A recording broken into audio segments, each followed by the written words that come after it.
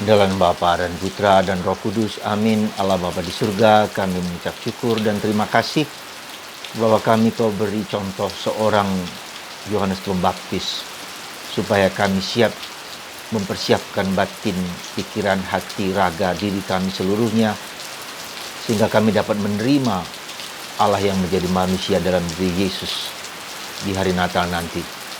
Semoga kami sungguh-sungguh mempersiapkan diri kami dengan baik. Terpujilah namamu kini dan sepanjang segala masa. Amin.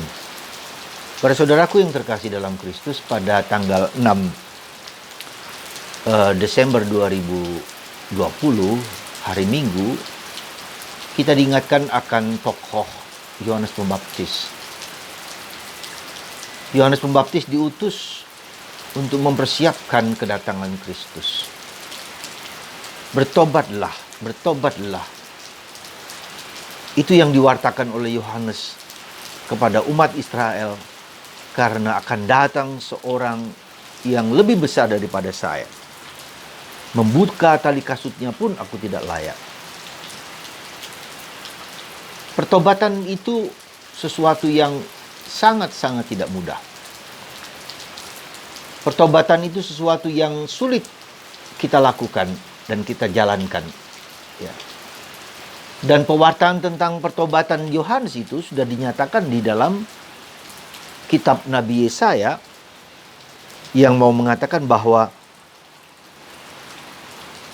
bertobatlah, akan datang seorang yang berteriak-teriak di padang gurun. Untuk bertobat, kerajaan Allah sudah dekat. Ya. Nyaringkanlah suaramu kuat-kuat, nyaringkanlah suaramu, jangan takut. Katakan kepada kota-kota Yehuda, lihat, itu Allahmu. Lihat, itu Tuhan Allah. Ia datang dengan kekuatan dan dengan tangannya ia berkuasa. Lihat, mereka yang menjadi upah jerih payahnya ada bersama-sama dia, dan mereka mereka yang diperolehnya berjalan di hadapannya. Nabi Yesaya menunjuk kepada Yohanes Pembaptis berteriak, mewartakan kabar gembira ke padang gurun. Artinya apa? Tak seorang pun yang mendengarkan. Ya. Siapa yang mendengarkan padang gurun dengan kesulitan itu? Tak ada. Dan itulah yang terjadi. Tapi meskipun tidak ada, kita harus tetap mewartakan pertobatan itu. Ya. Jadi demikian juga dengan sekarang ini, ketika kita mewartakan pertobatan, karena berbagai banyak hal yang terjadi dalam hidup kita, dan tak seorang bisa mendengarkan. Siapa yang mau mendengarkan supaya kita bertobat dengan pandemi ini? Orang hanya mengeluh, mengesah, tidak bisa apa-apa. Ya, sampai di situ. Pertanyaan lebih lanjut tidak dilanjutkan. Dilanjutkan apa? Aku harus bertobat. Ya. Apakah pertobatan itu kalau kita sudah berdosa? Tidak. Saya orang baik, kita orang baik, semua orang baik. Tapi pertobatan itu mengandaikan bahwa yang menjadi fokusku sekarang ini haruslah Yesus. Santo Ambrosius mengatakan, buanglah segala sesuatu dalam diri, dalam hatimu, segala sesuatu kecuali Tuhan. Betapa sulit, betapa tidak mudahnya untuk bertobat. Dan Yesaya mengatakan bertobatlah apa? Ada beberapa syarat penting, yaitu gunung dan bukit harus diratakan. Ya, gunung kesombongan, gunung keangkuhan. Gunung merasa diri kita paling hebat, paling berkuasa, paling apapun lah. Saya tidak butuh orang lain. Saya tidak butuh apapun juga. Saya bisa, dan saya bisa fokus kepada diriku sendiri, mengagungkan diri, self gratification. Adakah itu kesombongan dalam diri kita? Tanah yang berlekuk-lekuk atau yang lobang-lobang diratakan. Apa? Rasa minder, rasa tidak percaya diri, rasa tidak yakin bahwa Tuhan itu begitu baik dengan kita. Nah, itu juga seringkali menjadi hambatan bagi kita, karena kita merasa bahwa kita tidak ada apa-apanya, kita Ya, padahal Tuhan telah memberikan rahmat demi rahmat. Ya. Jalan yang berliku-liku. Saudara, apa itu artinya? Kita seringkali manipulatif. Mencari alasan-alasan yang berbagai macam cara untuk membenarkan apa yang saya lakukan yang salah itu. Saya menyalahkan orang lain. Saya juga menyalahkan diri saya sendiri bisa. Ya. Seperti victim mentality. Saya diperlakukan begini. Lalu untuk apa? Apa ngampuni? Untuk apa memaafkan? Ya. Jadi, saudaraku yang terkasih dalam Kristus, salah satu unsur penting di dalam rahmat yang mengalir dalam diri kita, kalau kita bertobat. Ya. Tanpa itu,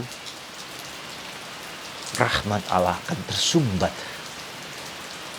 Tanpa itu, kita tidak mampu dan tidak bisa menemukan kebahagiaan, menemukan sukacita dan damai sejati.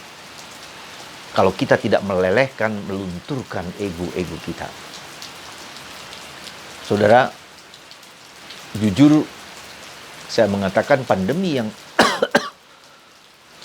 berbulan-bulan ini sebetulnya adalah persiapan batin kita. Kalau saya mau jujur mengatakan, kalau saya merasa Tuhan ingin mempersiapkan kita tidak lewat kata-kata orang. Karena tidak ada yang mendengarkan. Siapa yang mau mendengarkan? Sok pinter, sok suci, sok saleh. Tapi Tuhan sendiri memberikan warning. Memberikan tanda. Tentu Petrus dalam bacaan pertama, segala sesuatu akan hancur, akan runtuh, akan rusak, habis. Kita menantikan Yerusalem baru. Ya. Maka tanpa pertobatan, apa yang dunia yang kita bangga-banggakan ini, pasti itu semua baik, tidak jelek, pasti tidak jelek. Ya. Tetapi kita juga tahu ada batas-batas yang harus kita ketahui bahwa memang tidak bisa seluruhnya itu demikian. Semoga, ya, sekali lagi kita mohon rahmat supaya pandemi ini menerobos hati kita yang kaku, yang beku. Perbaiki diriku sendiri, perbaiki keluargaku. Mulai dari yang paling sederhana, yang paling kita dapat lakukan dalam hidup kita. Saudaraku yang terkasih dalam Kristus, ya, banyak kali orang datang kepada saya. Ada masalah A, B, dan C, dan D. Pertanyaan saya simpel, sederhana saja. Kamu mau bertobat nggak? Kalian berdua mau bertobat nggak? Anda semua mau bertobat nggak? Dan mereka diam. Tanpa itu tidak ada pembicaraan, tidak akan ada perubahan dalam hidup. Karena kalian akan menyalahkan istri, menyalahkan suami, menyalahkan anak, menyalahkan orang lain, menyalahkan masa lalu. Yang bertobat adalah ampuni. Jadi kita belajar pertama-tama bagaimana caranya kita mau mengampuni siapapun yang telah melukai hatiku. Coba kita hitung. Kita buat daftar nama-nama orang-orang yang telah melukai hati kita. Yang membuat hati kita sengsara, menderita. Kita buat daftar itu. Setiap kali kita sebut, Tuhan ampuni. Tuhan maafkan. Aku memaafkan. Aku memaafkan. Terus. Ada ganjalan dalam hati. Ada perasaan tidak nyaman dengan seseorang. Dengan A dan B dan C. Tidak peduli. Ya. Kita merasa, dia yang salah kok. Jangan begitu. Ampuni saja. Biarkan Tuhan sendiri yang akan menyelesaikan semua perkara itu. Jadi sekali lagi saya mohon kepada Anda, coba buatlah daftar nama orang-orang yang telah melukai hati Anda. Persembahkan itu kepada Yesus. Bawalah itu ke dalam hati Yesus yang Maha Kudus. Ya. Itu yang pertama. Yang kedua, belajar rendah hati. Ya. Ketika kita sombong, rahmat juga tidak akan tidak akan mengalir, akan tersumbat sekali lagi di dalam kehidupan kita. Tersumbat. Semoga saudaraku terkasih, Tuhan membongkar, membuang gunung kesombongan kita. Bukit kesombongan-kesombongan kita. Karena pada akhirnya segala sesuatu kan hancur.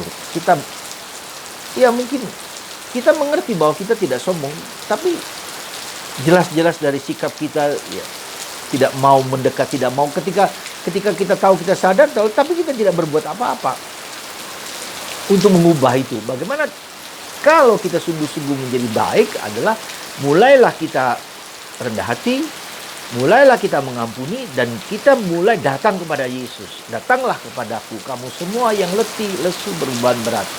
Aku akan memberikan kelegaan kepadamu. Jadi kita datang kepada Yesus, kita mohon kepada Yesus, kita persembahkan kepada Yesus. Ya, kita sujud di depan Yesus. Kita mohon ampun kepada Yesus. Dan ketika tidak ada sakramen pengakuan dosa, kita ampun.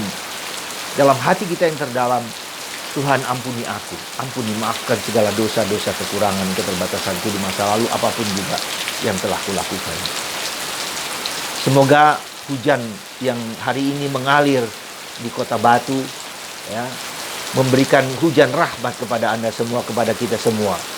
Lihat itu hujan yang deras sekali di sore hari ini, ya, dan itu merupakan suatu rahmat yang berlimpah kepada Anda dan kepada kita semua. Semoga rahmat pertobatan mengalir dalam hati Anda, mengalir dalam hati saya, mengalir dalam diri kita semua, karena itu yang Tuhan minta kepada kita dengan pandemi ini. Ya, pandemi ini tidak akan berakhir meskipun ada vaksin sekalipun. Ya, karena kita harus koeksisten, hidup bersama-sama dengannya. Ya. Dan itu harus memperkuat cara hidup kita. Cara hidup yang sehat, cara hidup yang imun, cara hidup yang ekologis, katakanlah seperti itu.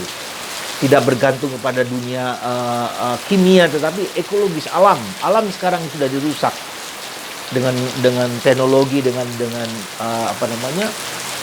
kimia, zat-zat kimia yang menghancurkan. Orang diajak untuk kembali ke alam. Semoga kita semua, Anda semua dan kita semua semakin diteguhkan, semakin dikuatkan untuk bertobat. Dan jangan mengandalkan diri kita sendiri. Sekali lagi, tidak mengandalkan diri kita sendiri. Belajar mempersembahkan apa saja yang problem kita, masalah kita, kesulitan kita ke dalam hati Yesus yang Maha Kudus. Kepada hati Bunda Maria yang selalu menolong. Dan Tuhan akan pelan-pelan mengajak Anda untuk bersimpuh dan bersujud di depan Yesus. Membuka tali kasutnya pun aku tidak layak. Itulah Yohanes Pembaptis. Dan itulah kita semua, Anda dan saya. Semoga Tuhan memberikan rahmat dan berkat kepada kita semua dengan rahmat kasih ini yang melimpah dalam nama Bapa dan Putra dan Roh Kudus. Amin.